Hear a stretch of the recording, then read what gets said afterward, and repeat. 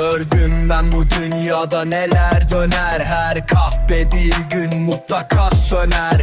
Bekleme mahkeme, bekleme karar. Sokaklar adaleti çoktan arar. Kimse kaçamaz bundan, hesap sorulur andan. Her şey yazılı kanla, son pişmanlık fayda vermez yamanda. Bu alemde kahpelerin hakkını yargısız bela verir. Sokaklar unutmaz hiç kimsenin günahını, zaman hesap görür. Hey! Hesap görür. Hesap görür. Hesap görür.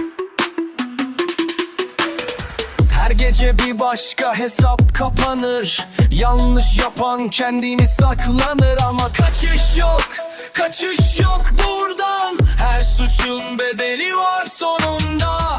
Kimse kaçamaz bundan, hesap sorulur andan. Her şey yazılı kanla, son pişmanlık fayda vermez yamanda. Bu alemde kahpelerin hakkını yargısız bela verir.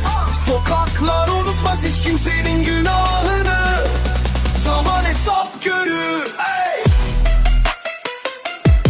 Hesap görür. Hesap görür. Hesap. Allah'ım sen bizi koru. Bu yolların sonu nereye varır? Her adımda bir imtihan, her köşede bir hesap var. Bela, bela, hey! Adalet sokakta. Bela, bela, hesap günü yakında. Bu alemde kahpelerin hakkını yargısız bela verir. Sokaklar unutmaz hiç kimsenin günahını,